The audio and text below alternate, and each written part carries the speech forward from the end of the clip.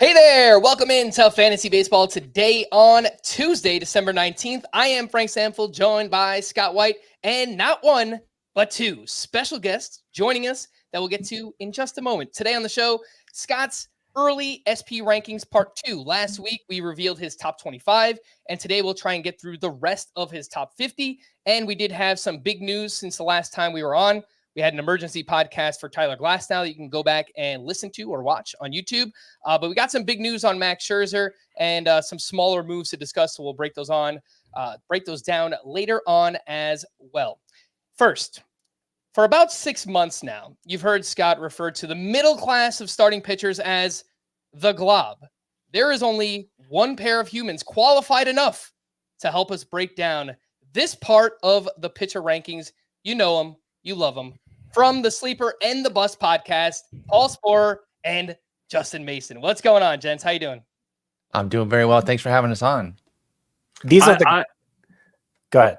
Go ahead, Justin. I was going to say, I'm not qualified to talk about the GLOB from a pitching sense. I am just from a T-shirt perspective. I am. He's qualified. the face of it. Yeah. He's the face of it. Exactly. These guys are the GLOB fathers. They're not like I'm the usurper here, stealing the term from them. These guys were apparently talking about the GLOB back in 2019, the height of the juice ball era. Mm-hmm. You'll notice, Justin, if you're watching on YouTube, he has that sign back on his wall, the globbery robbery, in reference to me stealing the term. And you know, that's it. I didn't know I was stealing it at the time when it was pointed out to me that these guys were referring to the GLOB at starting pitcher a couple years before I was. It sounded familiar, and it's possible that subconsciously that's why I chose that term, because I had heard it to describe some pitching phenomenon in the past. And to be fair, I guess I'm just going to get into the whole the mea culpa now, I guess. But I do think what you were describing as the GLOB in 2019 was a slightly different phenomenon from what I'd referred to as the GLOB now, because Frank, you referenced, I'm calling the middle class at starting pitcher the GLOB. It's really more like the middle class has merged with the lower class, like to form one big GLOB. When the GLOB in 2019, I think what you guys were calling the GLOB in 2019 was what I kept calling the absence of a middle class during the juice ball era, where there were just a bunch of studs at the top and then everyone was the same. Yeah. I think that's exactly right. Right. So now it's not like that anymore. It's just there's just so much mush in the middle of the starting pitching rankings now that's not as bad as what you call the GLOB in 2019, but it's not that good either. It's just very large. It's very I think that makes a lot of sense. And, you know, I've always chalked it up to parallel thinking. Even when people were tweeting us and like, they're stealing it from you, I was like, there's no way it's being stolen with any malicious intent. And I was not interested in the high school drama that some people wanted to flare up. I was like, nah, we're chill with them. We hang out with Frank in Arizona every fall, and we see Scott, you know, at industry drafts and whatnot. There is no beef. So I'm glad to be on and talk about it. For me, it was a way of just like not getting too hung up on rankings too, right? Like, don't get freaked out over pitcher 38 versus pitcher 62. That feels like a big difference, but it's really not when you really break them down. But I just love pitcher 38, and I'm not as keen on pitcher 62. Scott might love 62 and hate 38, so he reverses them. And it was just trying to show those narrow margins, even though the ranking might be 20, 30, 40 picks different. The talent isn't that far. Well, I mean, from that perspective, what we're talking about with the GLOB is very similar. And as we get into breaking down my pitching rankings, you know, I'm comparing them to some early ADP results on NFBC, and it's like, wow, I'm a weirdo. But it's like I am fixating so much on strikeouts this year, just because I think that's if a pitcher is going to distinguish himself from the GLOB, that's going to be his exit strategy from the GLOB. Yep. I feel like, because you can't bank on wins either, right? Like wins is another way they'll differentiate themselves eventually, but we don't always know where those are going to come from. Even ERA and WHIP, like I part of what I noticed and maybe you guys can tell me if you've seen the same thing, but part of what I noticed this past year, and I don't know exactly what the reason is behind it. I assume the combination of various rule changes and sticky substances, crackdowns, etc., has just created so much more volatility from start to start. I feel like Yes. also there's kind of a snowball effect from the shift ban and the new base running rules. There's so many more base runners, so much more activity on the base runners that when things start going bad for a pitcher, they just spiral out of control. And that's where you get these 8-run outings, even for purportedly good pitchers. Yep, there were a lot more duds, and I think nobody exemplifies that better than Spencer Strider last year. Still had brilliant skills. Every ERA indicator said that he was a god, but he had, a 3.86 ERA or something to that effect. Obviously, he's way better than that, but homers were a problem. He seemed to take his foot off the pedal a little bit against weaker teams too, but that's a little bit different than what we're talking about here. But I totally see the snowball effect that you were talking about, and nothing ruins an ERA quicker than homers. You start giving up homers, and if they're multi-run homers, your ERA is going to go up. Justin, as one of the GLOB fathers here, is there anything else that you'd like to add just on like GLOB game theory or the state of starting pitching while we're up here at the top?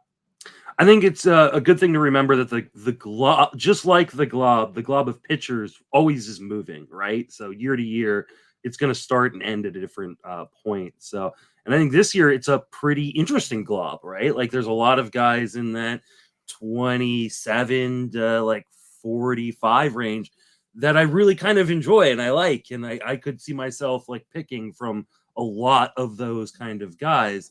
But that, in years past, it was like the GLOB was like, ooh, gross. And this year, the GLOB is a little bit more enticing. Yeah, I don't think there's a similar theme among the GLOB. There's obviously lots of different names. There's some pitchers that are quote unquote innings eaters. Maybe they're higher floor guys, your Merrill Kellys, your Jose Barrios' types.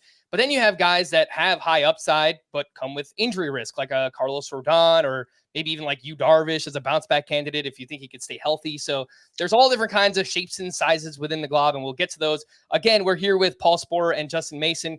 If you don't know who they are, you probably live under a rock, but they do great work over at the Sleeper and the Bus podcast. You could find Paul's work over on Fangraphs. You can follow him on Twitter, X at Sporer. That's Sporer. Also content designer for OOTP Baseball. And you can find Justin Mason everywhere. The owner of Friends with Fantasy Benefits, the creator of the Great Fantasy Baseball Invitational. If you hear us talking about that industry-wide draft that comes around in February, Justin is the creator of said draft. I guess multiple TGFBI. Yes, TGFBI is what we usually call it. Across the industry. Obviously, writer, podcaster for Fangraphs, writer for Fantasy Pros. Make sure you follow Twitter.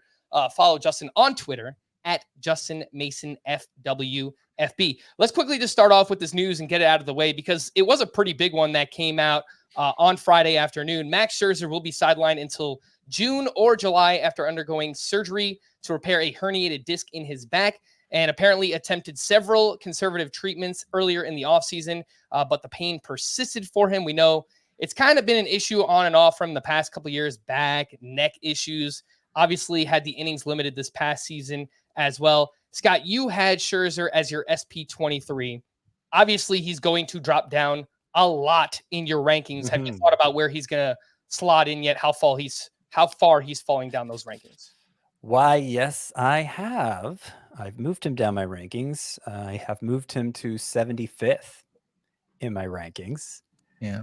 Which is behind Brandon Pfaadt, Luis Severino, Kenta Maeda, so some guys with some upside, and ahead of guys like Michael Wacha, Seth Lugo, Lance Lynn, ones who I perceive as not having so much upside. So he's kind of, as usually happens when somebody drops because of an injury, he kind of becomes a tier divider for me there. A little bit of 24 spots ahead of Clayton Kershaw, who is also looking at a midseason return. So that's, I don't know. I guess I just have more confidence in Max Scherzer is going to be Max Scherzer when he gets back. But, a big drop in the rankings, clearly. Before this news came out, the ADP on Scherzer was 130.6 over at the NFBC. There were 3 drafts over the weekend. The ADP has dropped to 243.3. So over 100 spots, which obviously I think makes sense. Paul, if the ADP settles there for Scherzer, again, a June, July expected return, does 243 sound like the right spot for Scherzer? Too late? What do you think? It's not awful. I'm not paying it though. You know, in draft champions, which is mostly what's being drafted right now, that's 50 round draft and hold. I can't take a guy that's guaranteed 3 months out minimum. Like you need every spot. I know it feels like with 50 players, I can be freewheeling and take an injury risk here and a couple prospects here. You can take like 3 or 4 max on gambles like that. Max. And I'm talking like prospects who are guaranteed not to be up until the summer or an injured player like this. I don't take any of the injured players. I take maybe a couple prospects, but I need guys that can play. And I'd rather take, you know, I'm trying to think of a pitcher that I would never say that I would be taking ahead of him at this point. You know, I'd rather take like Jose Quintana over him. I'll take Jack Flaherty in Detroit over Max Scherzer. I'm not taking Max Scherzer. If he comes back and is awesome for the second half, hat tip to whoever held on to him. I will be using that roster spot in my leagues for the first 3 months to make up the value of whatever I think they might get. So love Max Scherzer, root for him, hope for the best. No shotties on any team for me in 24.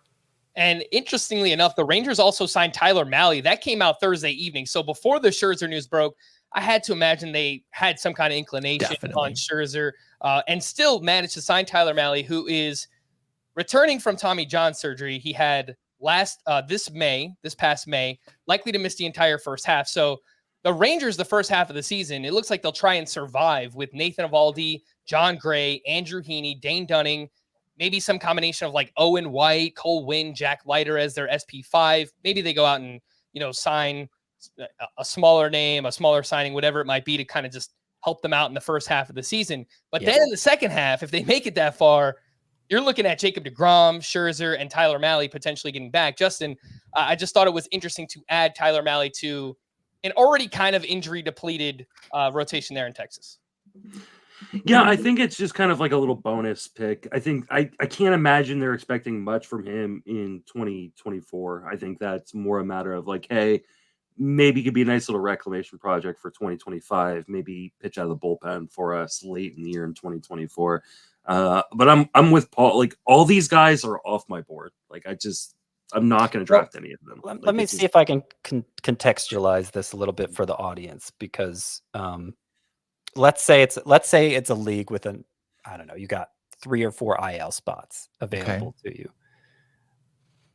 Does that change the thinking? Not so much on Mahle, because I'm not sure we see him at all in 2024 personally, but on Max Scherzer, given the upside he has there. 3 or 4 IL spots become pretty full pretty quickly, especially with, you know, the one rule change we didn't mention at the top of the show is, you know, them lessening that pitch clock, right? And they're talking about even lessening a little bit more. And that, it feels like it led to a lot more pitching injuries. And I just don't want to invite, especially in a league where I'm getting 3 IL spots, 4 IL spots. If we're playing a league like Tout Wars, that has unlimited IL spots, sure, I'll throw the dart. Why not? Like, you know, I still wouldn't pay that price though. I want the price to come down a bit more on Scherzer, closer to 300. You start to throw in some IL spots. I'm interested more so, but it's still going to have to be a situation where, you know, I'd probably take a Luis Severino who has his own injury concerns over him. You know, I just think I'm going to find a lot of other avenues that I'm going to prefer over Scherzer this year. And I'm just not going to take that risk. If I'm speaking to like the 12-team player though, where the draft ends, I mean, if it's head-to-head league, it ends around pick 250. If it's a roto league, if he's your last pick, and you got 4 IL spots, I'm not gonna clown anybody for that. That's your gamble. I might have my own gamble. He's also old too, so I'm a little bit nervous about what he gets. But as far as the concept of taking a last pick in 4 something IL spots on a pitcher who's been an ace, I can get behind that. Getting back to the idea of the GLOB, like I am looking for pitchers who can distinguish them, who could actually be impactful. And Scherzer can. Right, exactly. Scherzer can. I understand if you don't have IL spots available in the league, that's a long time to use up a bench spot, and I probably wouldn't invest in Scherzer there either. But if you do, I think I'd like to have him around for the second half if it doesn't cost me much, if anything. I think I would rather have deGrom, and this is coming from a person who does not draft Tommy John returnees. One, DeGrom's upside through the roof, right? We also know that when guys come back from Tommy John, they're usually ready to go once they're back, right? Like they may not have the same command and control initially, but they can throw. We know like there's a pretty good success rate on Tommy John reconstruction surgery. We have no idea how bad this back issue is. And backs are scary to begin with. I think there's a good chance like Scherzer isn't the same, even if he does come back. And there's obviously the chance he doesn't come back. So I think if I'm going to take that strategy, give me the top tier upside of Jacob deGrom over a guy like Max Scherzer. All right. Well, let's get into Scott's early starting pitcher rankings part 2. Again, we spoke about the top 25 last week. We'll try and get through 25 more today. We are kind of cheating because I think where we're picking this back up, SP26 is Jesus Luzardo.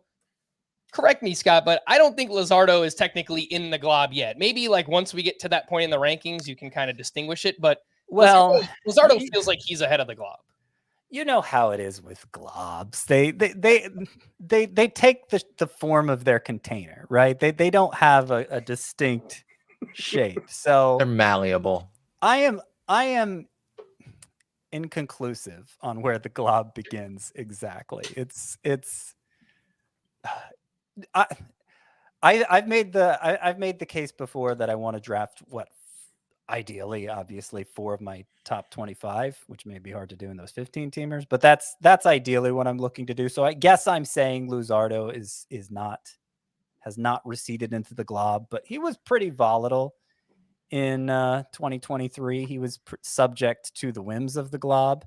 I think mainly why I distinguish him is for that strikeout upside, which is considerable. Massive. I think the essence of a glob is that you kind of decide where it begins, right? Like that's the whole point, is to take a little bit more agency over where you want your guys to go get them within the glob. Other people might take the other route and say, well, it's a glob of similarity. I'm going to wait for it to give me something. I attack with the glob. Okay. I see 38 guys that look the same. Well, let me get the 4 that I really like, even if that's pulling one up from SP 70 into SP 50, because that's where I want him and I don't want anybody to take him out from under me. So I attack when I'm in a glob situation. So yeah, you can kind of decide where it begins. For some, Luzardo's risk might be too much that he's recessed into the glob. For Scott, he's right at the top, maybe the king of the glob.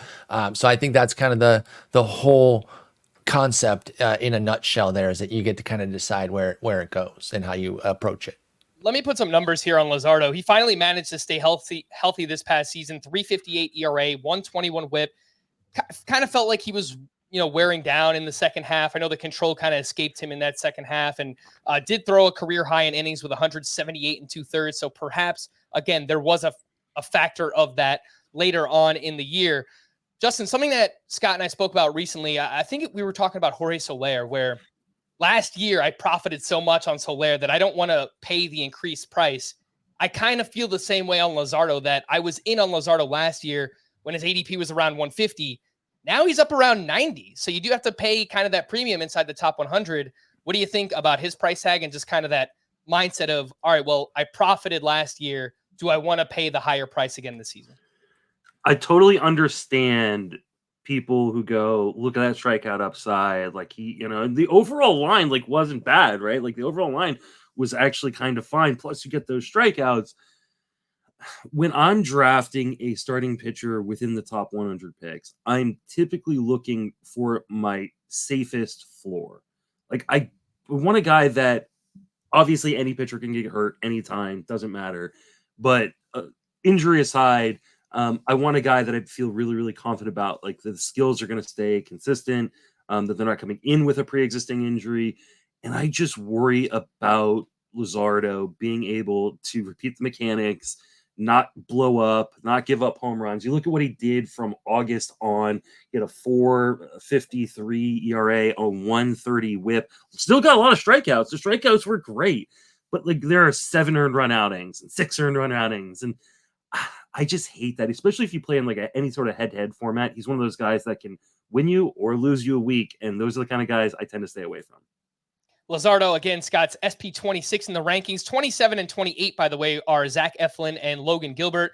We spoke about them on last Tuesday's podcast as part of our starting pitcher recap. Obviously, they just had fine seasons. If you want, you can go back and listen to that. Let's take our first break. When we return, we're going to get into a really, really fun group of young starting pitchers, which includes Yuri Perez, Bobby Miller, Grayson Rodriguez, Tanner Bibee, who's, for some, the ADP much higher than where Scott has them ranked. So we'll talk about that right after this. The chance to win this trophy is an offer you can't refuse. It's the coveted Coppa Italia on CBS Sports Network and streaming live on Paramount Plus. Welcome back in. Let's jump into the rest of Scott's rankings and SP 29 through 32. We have Yuri Perez, Bobby Miller, Grayson Rodriguez, and Tanner Bibee. Now, the ADP on these guys is very interesting because Yuri Perez currently the SP 19 off the board. Grayson Rodriguez, the SP 20, so much higher than where Scott has them ranked. I think people are maybe willing to take on that risk for very high upside pitchers. Bobby Miller, the SP 23 off the board. And then Tanner Bibee, you got to drop down a little bit. He's currently the 33rd starting pitcher off the board. So kind of find that interesting that he's not kind of lumped in with this group. Maybe just doesn't have that same perceived upside as some of these names. Paul, we'll start with you. Who is your favorite from this group? Yuri Perez, Bobby Miller, Grayson Rodriguez, and Tanner Bibee.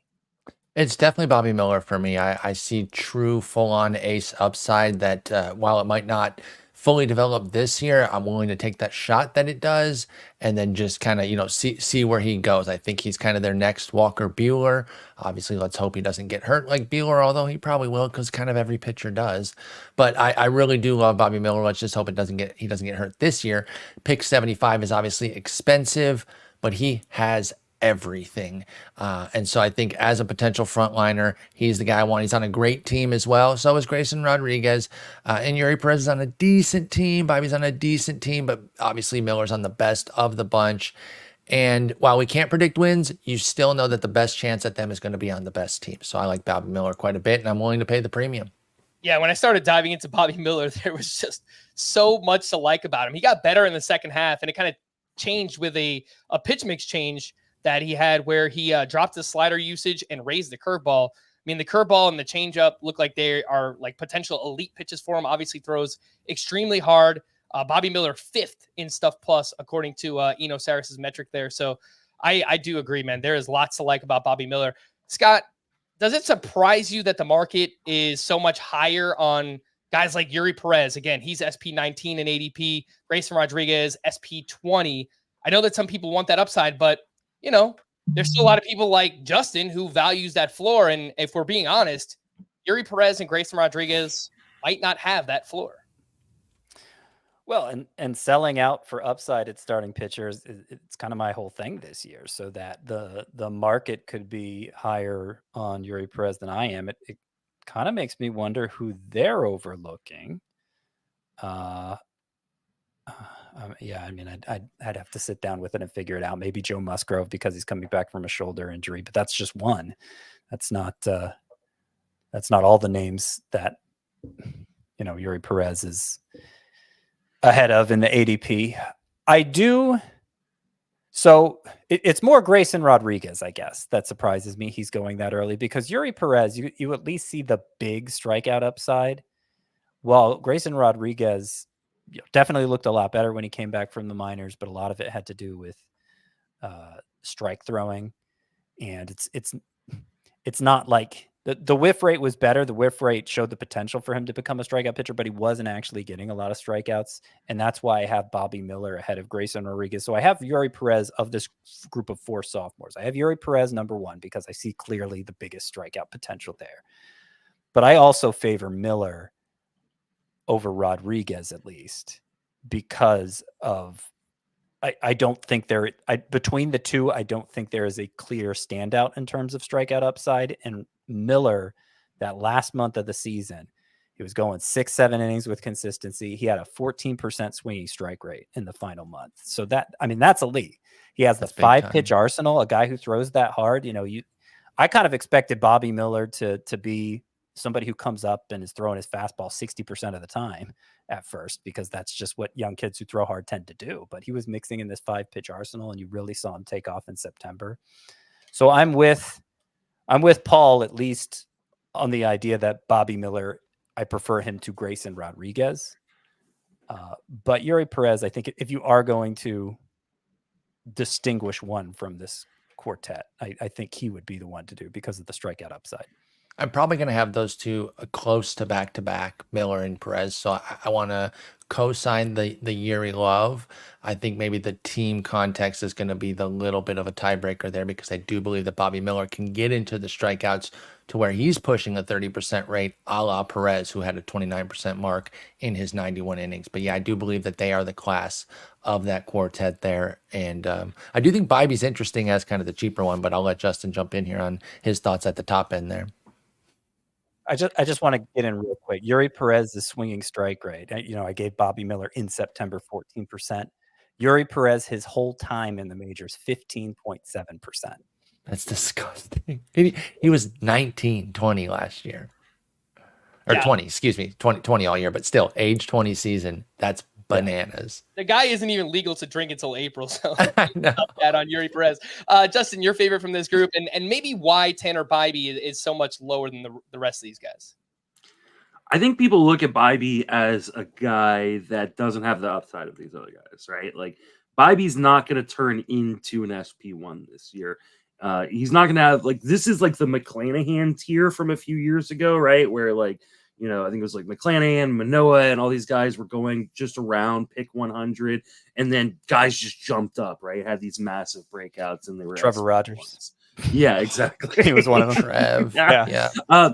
And so I think people are looking at this group as like, oh, some of these some of the guys in this group are going to be league winners. Who are they? And no one's going to pick Bibee because he doesn't have the strikeout rate that these other guys have. He's not on a team that I think is going to be extremely competitive. I think they're going, they'll be competitive, but they're not going to be like a powerhouse team in the way that we definitely see the Dodgers as, and we could see maybe like the Orioles potentially as, coming off of the season they just had. But again, we go back to what I said earlier. Like, I think, while I love all four of these guys, I would draft all four of these guys, no problem. The guy that's going to end up on more of my teams than not, and already has, as I have 3 drafts in the books, and I believe I have Tanner Bibee already on 2 of them, is Bibee. Like, he does everything you want. I think he's the most polished of all 4 of these guys. He's got a full arsenal. He doesn't walk guys. He doesn't give up home runs. He's on a team that is going to win games.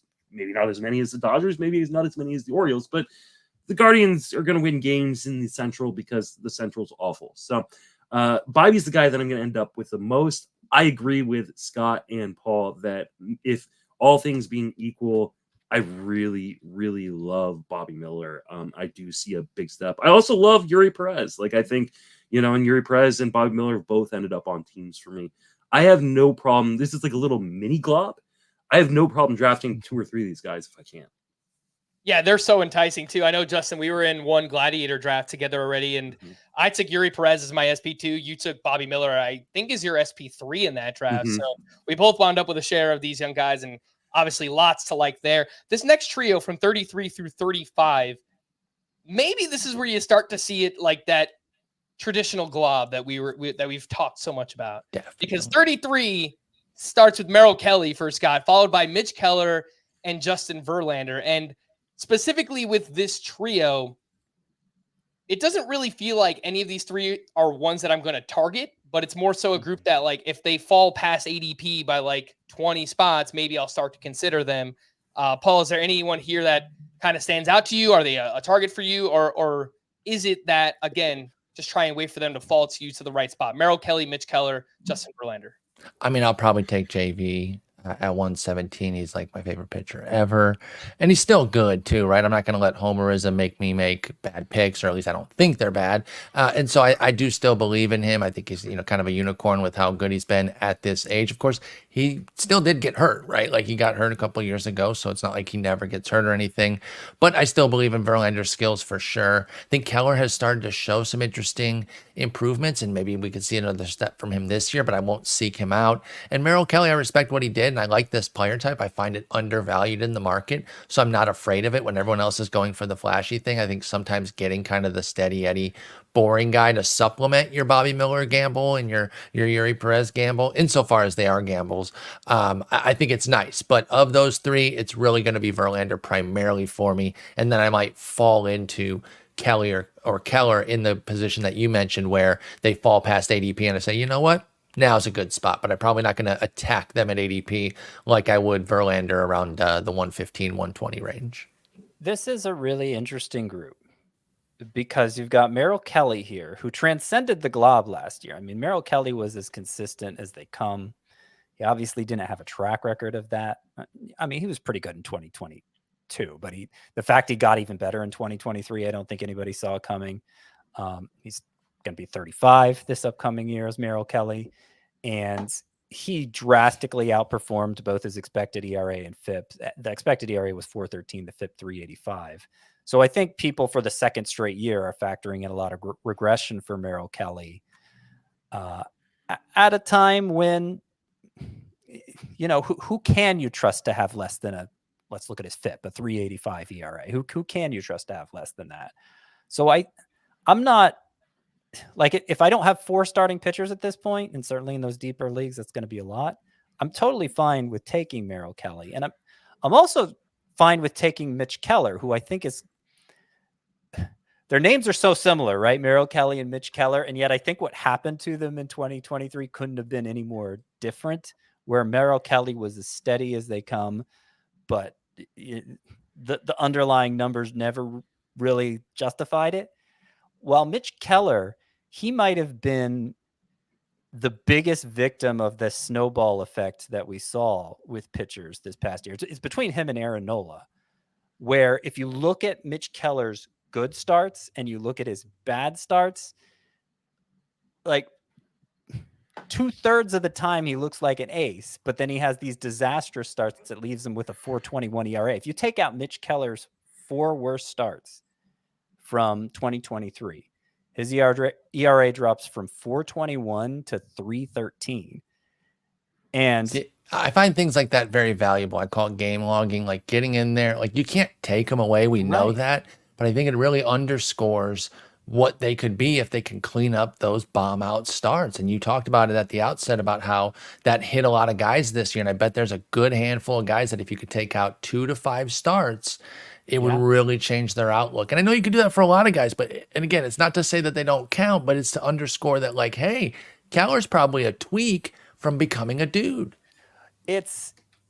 Well, I mean, look, at the midway point, Mitch Keller was arguably the most valuable pitcher in fantasy. So, like, there was a case to be made he was already there, and then he got hit with, in the second half, 4 starts with 7 earned runs or more. Those are the 4 starts I'm removing to get that ERA down to 3.13. But my point is, yes, that his good starts, Mitch Keller's good starts, are the kind of starts that are only accessible to true aces. All 6 of his starts in May, he had 8 strikeouts or more. All 6 of them. He had, that's incredible, a bunch of 7-inning starts. Let's see, how many did he have? How many 7-inning starts with 2 hits or fewer did he have? 2. Yeah, 3. Mitch Keller had 3 starts with 7 innings or more and 2 hits or fewer, and they didn't necessarily coincide with the big strikeout starts he had. So he had a lot of, like, ace caliber starts, did Mitch Keller, but then he had those disasters that made the final line look kind of meh. I think he's great here. Like, as your 4th starting pitcher, like I said, I don't know exactly where the GLOB begins for me, but I'm kind of liking some of these the pitchers in this range. I think they're very close to running out, but I'm okay with both Merrill Kelly and Mitch Keller here. And you're ahead of market on both of them too. So my guess is if things kind of stay this way, Scott, you will wind up with a lot of those 2 pitchers, because Merrill Kelly, your SP 33, and he's the 42nd starting pitcher off the board right now. So again, you're ahead there. And Mitch Keller, your SP 34, and he's the 43rd starting pitcher. So quite a bit ahead on both of those names. Justin, I'll give you the first word on this next group here, because I want to keep things moving. There's so many names to get to. 36 through 40 in Scott's rankings: Dylan Cease, Gavin Williams, Chris Sale, Michael King, and Joe Ryan. And I want to start right there at the top, because Dylan Cease, number 36, Murphy's Law. Anything that can go wrong will go wrong. And that was basically his entire 2023, followed up a huge breakout season with a 4.58 ERA and a 1.42 whip. Obviously, the strikeouts were still massive, 214 strikeouts, all but a certainty to be traded this offseason. It feels like Dylan Cease, we've already heard his name rumored, but things went incredibly wrong. I mean, the walks were up. They already were a problem. The strikeout rate was down. The swinging strike rate was down. The hard contact was way up once again. Justin, what do you think about the early price tag here on Dylan Cease? He's the SP 31 off the board. Scott's 36th ranked starting pitcher. I just can't do it. And I mean, I've been out on Dylan Cease for quite a while. Just the volatility. And I think there were a lot of people who drafted Dylan Cease last year that were doing some early April victory laps and then pulled up lame. They probably learned from you on that. Yeah, exactly. Well, April's when you should do your victory laps, and don't you forget that. But it's just he's just so volatile. And I mean, maybe if he ends up in a really good pitcher's park, if he ended up in Baltimore, maybe if he ends up with the Dodgers, because the Dodgers just seem to know how to fix every single starting pitcher, I will feel a little bit better about drafting him. But it's too much volatility for where he goes. And I'm not a big fan of drafting that volatility early on. And I think that is part of who he is. I think he is electric when he's on, and when he's not on, the ball is going all over the place in terms of missing the plate or over the fence. Can you imagine if the Braves wind up with Dylan Cease? I mean, between him and Strider's mustache, I mean, they would have to sign Paul Sporer, right? I become a super fan at that point. I start putting Rogaine on my face to try to make my mustache thicker so I can compete with them. I'm already a huge Strider and Cease fan too, so I'd be in, because I disagree with Justin. I'm buying on Cease. I know you didn't ask me, but for me, he's that guy that I'm always going to buy at the low end, right? Tyler O'Neill's kind of like this as far as a hitter goes. Couldn't pay me to draft him after the breakout year just because of his history, the ups and downs, his injury volatility, his skills volatility. I'm always going to buy on the downswing with Cease. I tried to jump the market a little bit, hoping that the Dodgers were going to get him, and they signed they signed Shohei, which obviously doesn't preclude them from getting Cease because of pitching. But I was nervous that, okay, are they still going to go out and make a big deal here? Or no, that was a Glasnow trade. That would make more sense of why that bothered me. Literally the minute after I drafted Cease, they announced the Glasnow trade. They could still get him, though. And if Atlanta does, anywhere, Cease has to be traded. I think he is the right pitching coach away from just becoming an ace, too. Yes, he has volatility currently. I don't think he has to live in that up-down world. I think the right guy can fix him and turn him into an absolute stud the way we saw in 2022, but more on a permanent basis, especially if the walks can be quelled a little bit. So I do think I agree with Justin in that I like Cease because of the cost. I think, last year he was being drafted, top 10, top 12 overall. Yeah. And now I think this is the border of the glob for me, actually. So we get past Merrill Kelly, Mitch Keller, Justin Verlander, and then Dylan Cease. I think Dylan Cease is the last pitcher who I realistically see a high-end outcome for. And it's not that hard to see it. I mean, he was amazing in 2022, AL Cy Young runner-up. Mm-hmm. But even if that doesn't happen, so we talked about the volatility of Mitch Keller, who I rank a little ahead of Cease, also volatile. Cease's volatility, I think, is a little more ingrained because of that. There's a clear skill issue there with the walks, even as good as he was in 2022. That was an issue. I don't think that's going away with Cease. But on the other hand, as yucky as his 2023 was, he had 214 strikeouts. And so that forgives a lot of a lot of sins for me, strikeouts. And I kind of talked about this already, and maybe I'll just kind of give you guys the whole broad picture of what I'm looking to do at starting pitcher in 2024. And I don't think I'm breaking news or anything, but I'm just trying to be more disciplined about the approach of, okay, at a time when pitching is unpredictable, not just year to year, but start to start, because of that snowball effect we talked about, and I'm not sure where anybody's ERA is going to end up really. The one thing I feel like I can bank on is strikeouts. If I focus on strikeouts above all else, I will do well in that category, unless I just get smashed with injuries, which is always a possibility. But Sure. like performance-wise, I should dominate strikeouts if I sell out for strikeouts. And it's very likely, just by virtue of drafting a bunch of bat missers in an environment where base runners are bad news, that they'll end up with the good ERA and whip anyway, as we've seen from Dylan Cease in the past. So I'm kind of counting strikeouts double when I'm assessing things for. I haven't come up with an exact formula or anything, but I'm emphasizing strikeouts so much over everything else that somebody like Cease, who, yes, I see the flaws in him, but you can pencil him in for 200 plus strikeouts, and that in this price range feels great to me. The other name That I wanted makes a ton of sense. Sorry, go ahead. All good. The other name I wanted to highlight here quickly was Joe Ryan, who Scott has at SP40, and the early ADP is SP26 off the board. So this is actually one of the pitchers, and especially within the top 40, when you see this big of a disparity, you're like, okay, someone's either going to be really right or really wrong on Joe Ryan. And he just finished the year 4.51 ERA, 117 WHIP. We know the K to walk ratio is amazing, 24.3%. That was second best to only Spencer Strider.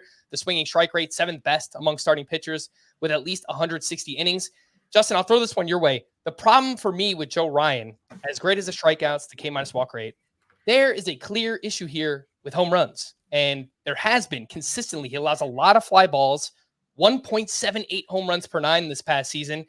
And there have been kind of like whisperers about hitters starting to figure out this rising fastball and kind of getting underneath it. And we saw something similar happen with Cristian Javier, which we'll get to in just a little bit. I can't do it. I'm not going to do the Joe Ryan thing. Like, if I'm going to take a shot on a guy on the Twin staff who gives up a lot of fly balls, I'll just take like Bailey Ober, like 75 picks later or something like that. But what do you think about Joe Ryan here? Pretty big disparity between Scott's ranking and the early ADP. Yeah, I think he's going too high. I see like where Ryan could like completely turn things around and become the elite pitcher that I think a lot of people, including I think my co-host Paul Sporer, thought he might turn into at some point. But you're talking about a guy that in the second half had a 2.63 homer per nine. Oof. That is outrageous. Like, that is like that's just unreal amount of long balls given up. That I just like, he hasn't changed anything to give me some sort of inclination that things are going to get better for him. If anything, things have gotten worse, in spite of the fact that he doesn't walk anybody. So like, when he gives up a home run, it's a solo shot. So I mean, I appreciate that at least. But wait, are you talking about your longtime obsession, Lance Lynn? Because I can hardly tell the difference based on the description. The ADP is the ADP. I was just about to concede that it's a much cheaper thing. But yeah, if I'm playing in a league where I get points for home runs given up by the pitcher, like, I will wait 200 picks and go get Lance Lynn. Yeah, honestly, I think Frank crushed it though with Ober, who I also love. I do love Joe Ryan. I've been a fan. I feel like I've kind of made good on him though. You know, we've been talking about like, you got a guy cheap. Do you want to pay up for him? I was huge on Joe Ryan in 2022. I think I cashed pretty hard on that. Stuck with him last year, but not nearly as many leagues with the price going up. And it was an okay season, at least for the first half. That second half, when the home runs were really crushing him, I mean, it was against good teams, but you can only do so much to give him a break there, right? We were talking about game logging earlier, and I see that he gave up 5 homers at Atlanta, 4 at St. Louis, 3 at Colorado, and 2 at Houston that led to 5+ earned in all 4 of those. Yeah, you could remove those and tell me the ERA, but I don't think they're going away. The thing with the Mitch Keller piece that we were talking about is like, I can map out a scenario where his issues are going to be fixed and he can get rid of those blow-up starts. I think they're just part of Joe Ryan's arsenal. I mean, he had a 5 home run outing in San Diego in 2022, the great season that he did have. He just avoided too many more of them, and that's why he was able to have a good season. Home run guys, man, they rarely fix that. When they're at that level that he's at, they rarely turn that into a strength or even a neutral thing. I think they're just always going to be part of his game. So his whip is going to be really important, because if they're multi-run homers, then Joe Ryan's in big trouble. So I root for him, but I'm not going to really have much of him this year. Give me the Ober pick much, much cheaper. I do want to bring up one point about Joe Ryan that I don't think we brought up yet. Because yes, there was that surge in home runs in the second half, but remember he had a groin injury that he was pitching through. That's right. He said prevented him from finishing his delivery. Now, when he came back from that groin injury at the end of August, he ended up making 7 more starts. 5 of the 7 were good. So the ERA during that 7-start stretch ended up in the high 4s because there were a couple starts where he got knocked around, but the 7 starts, 5 innings, 1 earned run, 7 strikeouts, 6 innings, 1 earned run, 7 strikeouts, 4 innings, 2 earned runs, 3 strikeouts, 4 and 2/3 innings, 2 earned runs, 7 strikeouts. And then his second to last start, he had 6 innings, 3 earned runs, 10 strikeouts. So, 6 innings, 3 runs, that's a 4.50 ERA, but is that a bad start? 6 innings, 10 strikeouts? I would say No. not. And then that last start was in Colorado. You could have feasibly skipped that depending on where you were and how you were managing your roster on September 29th. Maybe you said, don't give me Joe Ryan in Colorado. And that was 3 of the 6 home runs he gave up in those last 7 starts. Yeah. But that's a good call out, though. I am also persuaded by the Eno Saris narrative of the rising fastball beginning to lose its effectiveness. And that's Joe Ryan's whole trick. So there's some competing narratives there that I guess is why I have I put Joe Ryan on the wrong side of the GLOB line for me. He is in the GLOB, but he's high in the GLOB because I do at least see the strikeout potential. And, if his struggles were more because of that groin injury than the effect of the league catching up to the high fastball, he might turn out to be pretty good. Scott just pulled off the rare devil's advocate and then devil's advocate to devil's advocate. I love doing that one. That's a classic move where you come up with a point, then you shoot your own point down real quick. That way nobody else can do it. That's right. Cover all the bases. Let's take our final break, and then when we return, we'll talk about 10 more pitchers. We've got some other news items to talk about. We'll do that here on Fantasy Baseball Today.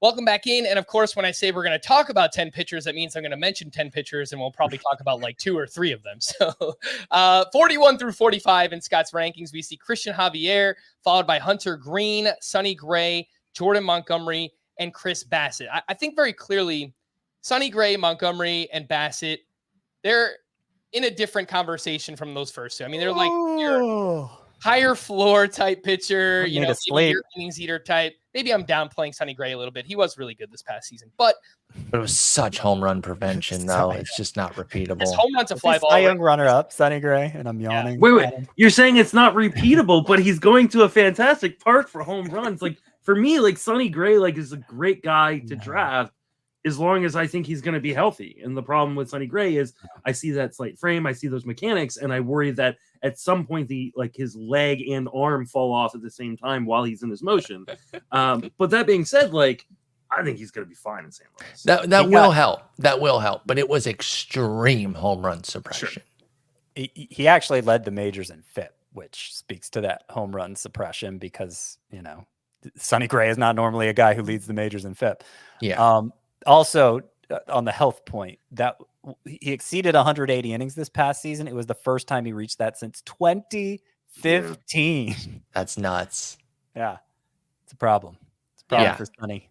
I did want to focus on Cristian Javier and Hunter Greene from this group because it feels similar in that there is a massive range of outcomes for both of those 2 pitchers. I mean, if you just look at Cristian Javier's past 2 seasons, the writing is on the wall there, right? He had a breakout 2022. He gets the 5-year extension, comes out this season, finishes with a 4.56 ERA and a 1.27 whip. Essentially a 2-pitch pitcher whose fastball regressed this past season. And there's a really interesting article written by, excuse me if I mess up your name, Jake Mailhot. It's actually on Fangraphs. And it shows the velocity, the vertical break, and the stuff plus on Cristian Javier's fastball was down basically all season until he got to the postseason where that fastball just kind of came back and it was awesome again. Which fastball are you going to get next year? I'm not entirely sure with Cristian Javier. And then Hunter Greene, we see that the upside is tantalizing. Swinging strike rates, gaudy strikeout numbers, but A, can he stay healthy? And B, his skill set, he's a fly ball pitcher who allows a lot of hard contact in the worst ballpark in baseball to do that in Cincinnati. So, Justin, Cristian Javier, Hunter Greene, massive ranges of outcomes on both of these guys. My guess is based on everything you've said today, you probably won't have either of those 2. I really want to draft Javier again because I was like early in on his breakout. I faded him last year because of the price. But like he's kind of like one of those guys that I liked, early on in his career. Problem is, I don't know what Cristian Javier is. Like, I just don't. I think like it is like you were saying, like, is such a wide range of outcomes, and I like to have some idea of what I'm getting into. And I just like if he is a top 15 starter this year, I'm not going to be surprised. And if he's not even a top 100 starter this year, I'm not going to be surprised. And like that is so hard when you are like at the draft table or auction table and you are filling out, okay, I have these many strikeouts at this point, I have this many wins, this is what my ERA and whip looks like, and you introduce a wild card like Cristian Javier, it kind of gives you a hard time of figuring out how you're going to finish out your draft or auction. And those are the guys I tend to avoid.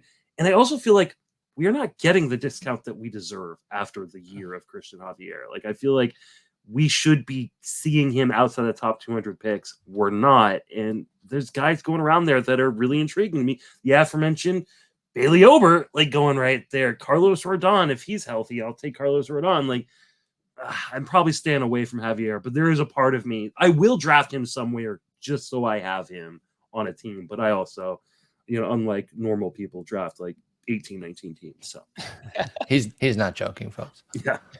Cristian Javier, the ADP, by the way, 166.4 as the 44th starting pitcher off the board. Justin, you did mention the name Carlos Rodon there, which brings us to the final group that we'll mention today, 46 through 50, Jose Barrios, Shane Bieber, Carlos Rodon, Yu Darvish, and Nathan Eovaldi. Again, these are Scott's rankings. This is not ADP right now. I can mention the ADP for some of them. It'll probably there's probably going to be more disparity within this group. This is where my rankings start to get weird, start to branch out. Yeah, and I should make the point because I think you Justin and Paul generally speak to the 15-team audience. My rankings are geared for a 12-team league, and that distinction matters. I Just like you were saying with the Scherzer thing, if you take different chances. Go ahead. I'm sorry. I'm selling out for upside more than ever, and so that's reflected in my rankings. But the deeper the league you go in, the less of a waiver wire you have access to during the year, and so you can't afford to take the chances you take can't afford to be as big. And so like particularly that Sonny Gray, Jordan Montgomery, I forget who the third one was, that group, the safe-ish starters, but still globby. Yeah, Chris Bassett was the other one. I understand they seem low in my rankings, and I understand upside types like Hunter Greene seem high in my rankings, and I might have to adjust that for a deeper league scenario.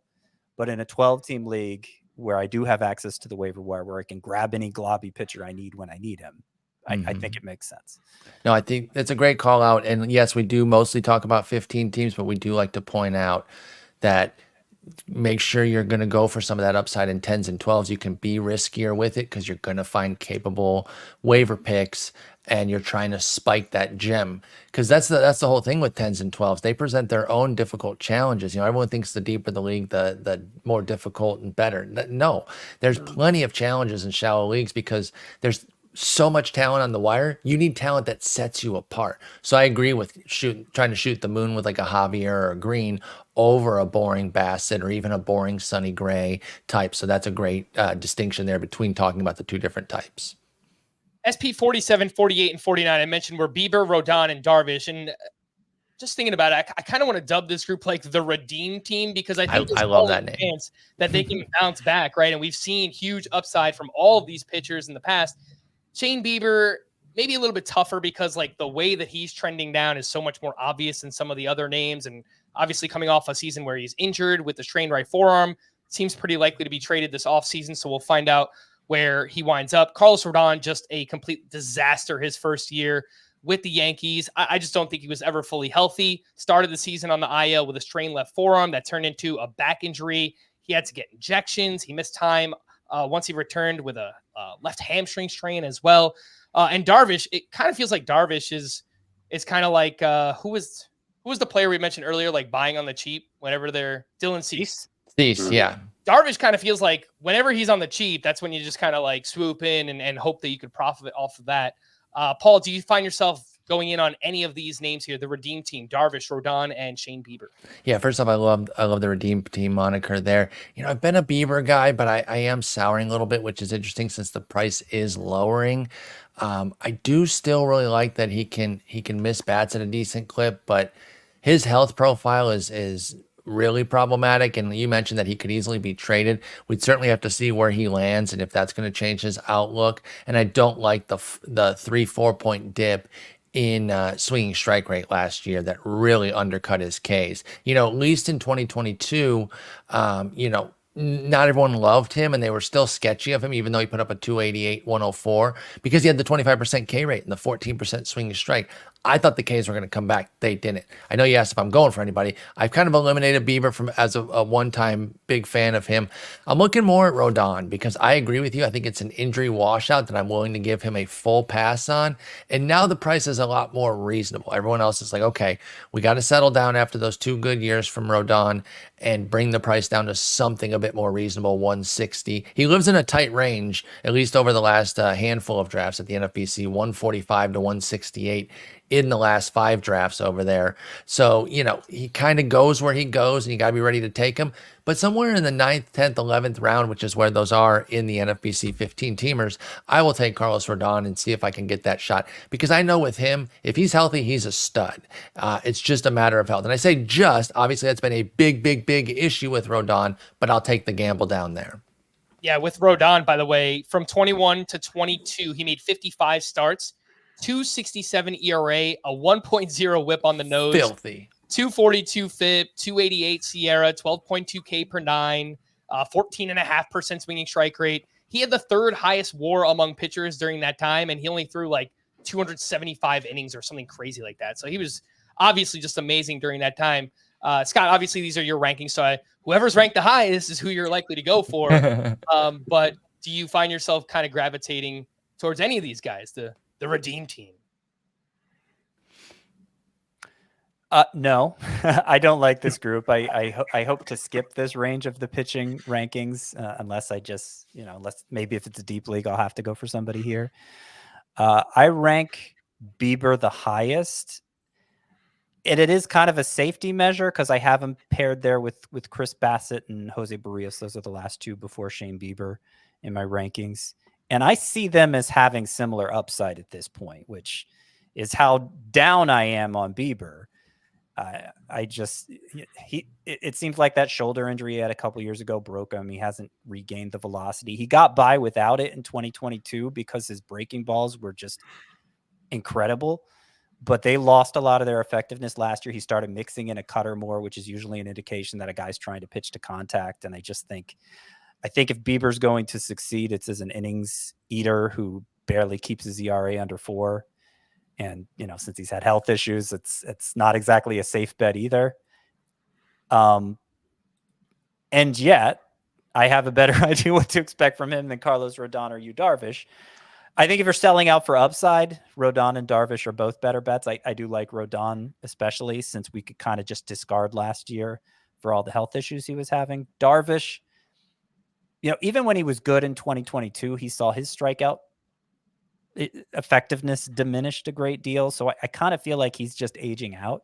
I could be wrong about that. He could have another gear left in him, but last year didn't do anything to reassure me. So yeah, I wouldn't say I'm excited about drafting any of these. The one who has the most the one I can muster the most enthusiasm for, though, is Rodon. All right, there you go. The top 50 in Scott's early starting pitcher rankings. Obviously, we didn't talk in depth about all the players, but we have all off season to do that. There's 3-4 more months before the season even starts. So we'll get to all these names in the off season. Do want to wrap up with some news and notes. We had some smaller signings and things to talk about. Lourdes Gurriel is re-signing with the D-backs on a 3-year, $42 million deal, which includes an opt-out after the 2nd year and a club option for 2027. Great bounce back year for Gurriel with the Diamondbacks. Hit 261 with a career high 24 homers, 82 RBI, a 772 OPS. The early ADP is 236.9 as the 53rd outfielder off the board. Gurriel going just behind names like Taylor Ward, Jared Kelenic, and Starling Marte. Justin, what do you think about the price tag for Lourdes Gurriel? I was listening to you guys recently, and I didn't know you were such a Jared Kelnick stan. So what do you think about Kelnick versus Gurriel? Is that like the right range? What do you think? I mean, part of me goes, "Oh, I'm going to take Kelnick," but I actually think you probably should take Gurriel just because, especially with his contract, like his playing time's guaranteed. Like if Kelnick is like on the bench or in the minor leagues, it is not going to be surprising, especially with his move to Atlanta. While it's a much better park for Kelnick, like it's also a lot more competitive in terms of the other guys around there, and they're they might have a short leash with him, whereas Gurriel's just going to play. I'm a little surprised he ended up back in Arizona, considering he's probably going to DH more often than not. Probably buries guys like Dominic Fletcher and Jake McCarthy a little bit, which is fine because I don't think either of them are particularly good at baseball. But yeah, I mean, I think Gurriel is totally fine, kind of fifth outfielder in a deeper league. He's not someone I'm jumping for joy with. I don't see like this massive upsides for those of you who do play in like 10s and 12s. Like I'm probably ignoring him for a higher upside bat that I can just kind of filter in throughout the season. I do wonder what this kind of means for Jordan Lawler, at least this season too, because there have been rumors that the D-backs still want to add a DH, and they've been kind of linked to JD Martinez. There's a little bit of a history there. So between bringing in Suarez and Lourdes Gurriel, if they bring in a DH, I just don't know how it's going to happen unless Geraldo Perdomo just kind of falls flat on his face. So I don't expect. Yeah, that'll be something to watch here this offseason for the Diamondbacks. The Royals have been very busy. Seth Lugo and Michael Wacha are reunited. How about that? The Royals signed Wacha to a 2-year, $32 million contract. The deal includes an opt-out after the first year. And Michael Wacha, the past 2 years, I mean, we're kind of just waiting for it to fall apart, but it hasn't. He has made 47 starts since the beginning of 2022, a 3.27 ERA, a 1.14 WHIP. Strikeout numbers are not great, but the results have been there. Scott, the early ADP on Michael Wacha is 271.6, going just ahead of Seth Lugo. Who would you rather have? I mean, it makes sense that they're linked like that because they both succeed in spite of their modest strikeout ability. And they were leaving the same team. Now they're going to the same team. It's hard to tell them apart almost. And so my analysis for Wacha going to the Royals is pretty similar to what I gave for Lugo going to the Royals. Is that okay? Well, it's a good park that should help.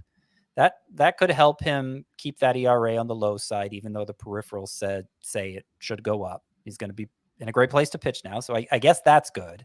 But overall, I think it's a net loss in fantasy because now he's with the Royals, and so what's his win potential going to look like? And for those innings eater, non-strikeout types, you really want to get wins from them. I think they're both pretty fringe.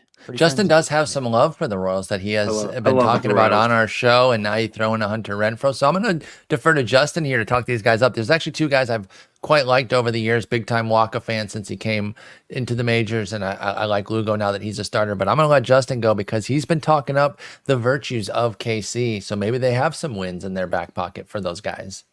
I think Kansas City's kind of a dark horse team right here. Like it's a really interesting young offense that is growing. They now add these two guys who, they're not top of the rotation arms, but like they could be interesting number 3 guys in a lot of rotations. It's a great park to pitch in, and the division is atrocious. Like if the Royals win the Central, is anybody really going to be that surprised? Like the Twins haven't gotten better. The Guardians have gotten worse. The Tigers are on the upswing too, but like there's still a lot of holes there. Like this is a winnable division. I think you're sleeping a little bit on the win potential for these Royals.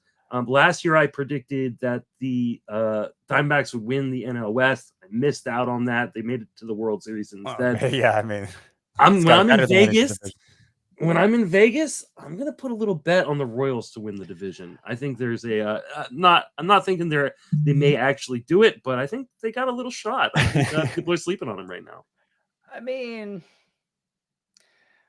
it's one of those situations where you could talk yourself into any team, right? Like I think, I think that's really what it is in the Central. It's like Minnesota is the favorite, but like I can make a case for all the others except for the White Sox. I have a Maybe better health history than the Minnesota Twins. Like that team falling apart. The White Sox already fell apart. Like there's a road for the Royals here. I imagine you're very high on Vinny Pasquantino for this next year, and I am. and frankly, I am too. But Mhm. you know, even then, that's 2 hitters, I guess, maybe 3 with Salvador Perez. I like the changes that Michael Massey made at the end of the year. Maikel Garcia is interesting. You know, Renfroe, I think, is a kind of an underrated pickup, especially defensively in that outfield. Like there's a lot of there's no I mean, outside of Bobby Witt Jr. and maybe Vinny P, he looks good in the videos that I've seen this offseason, but there's no real star power outside of Bobby Witt, right? I think Melendez has upside too. He's only 25. I love Melendez, yeah. I guess the contrast with the Diamondbacks, because I was pretty warm on the Diamondbacks going into last year too, is the Diamondbacks had this backlog of talent in the minors that was about to graduate, particularly on the, I mean, they had Corbin Carroll, and then on the pitching side, they had a lot of arms. Most of them didn't really come through, and yet they got to the World Series anyway. But I don't the Royals have for as sorry as their major league club is, the minors are not in great shape either. That's a fair point. Yeah. But they have added to every aspect of this team, right? They've added to the rotation. They picked up 3 straight year World Series champ Will Smith and that bullpen. They're clearly going to guarantees them. He's like the Jose Mesa of this era. One good year of closing is a career of mediocre closing for him. But I do want to say, as somebody who doesn't believe in the Royals' chances next year, this feels like a missed opportunity for all the contending clubs that need starting pitch. I'm thinking of the Braves specifically, of course, but these were reasonable short-term contracts signed by Michael Wacha and Seth Lugo, who I don't believe in entirely either, but they're going to eat some innings for you. Why do you want them wasted? Wouldn't they be better served on your team than wasted in Kansas City like that? I'm surprised some more firmly contending teams didn't go for those dudes too. I agree. I do think I agree that the Tigers are on the upswing too. So I might smell like a little head-to-head bet here between Justin's Royals and Paul's Tigers. If I'm in, all day. My Royals. We mentioned a few times. They are now. Hunter Renfroe signed a 1-year deal with the Royals, which includes a player option for 2025. Turns 32 years old in January. A down year for Hunter Renfroe. Hit 233 with 20 homers.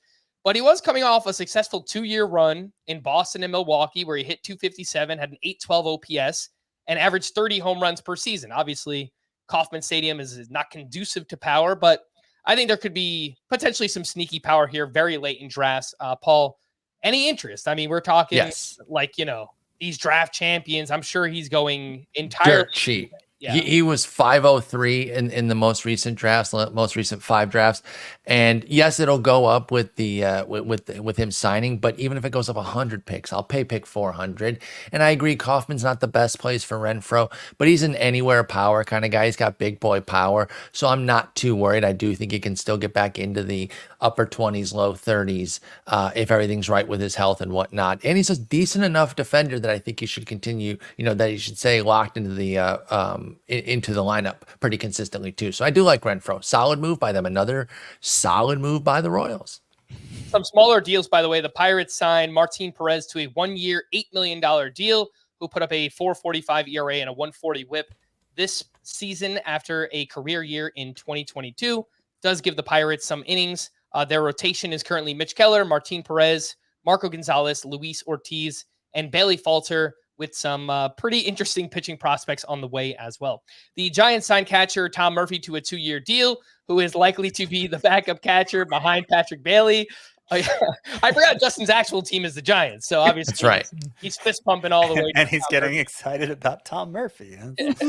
Why not? We finally signed someone. It's amazing. Okay. You guys are in the mix now. Yeah. We're still waiting on Yoshinobu Yamamoto. There's been a ton of rumors, requested a second meeting with the Yankees, met again with the Mets. Obviously, the Dodgers, the Red Sox, the Phillies, the Giants are all still in on Yamamoto, so we'll wait and see. And last but not least, the Blue Jays have shown interest in trading for Jonathan India, who I expect will not be with the Cincinnati Reds on opening day. We are going to wrap there. Got to thank both of these fine gentlemen for joining us once again, Paul Sporer and Justin. What's up? All right, say their actual names. Sorry, I bulldozed you. The GLOB Fathers, that's right. Paul Sporer, you can follow him on Twitter at Sporer. That's Sporer. And you can follow Justin on Twitter at Justin Mason FWFB. Make sure to check them out on the Sleeper and the Bus podcast as well. Thanks again, guys. Appreciate you jumping on. Thanks for having us. I really appreciate it. Yeah, this was a blast. Thank you, guys. All right. For Paul and Justin and Scott, I am Frank. Thanks as always for tuning in to Fantasy Baseball today. Please make sure to follow and leave a 5-star rating on Apple or Spotify. And we'll be back again on Thursday. Bye-bye.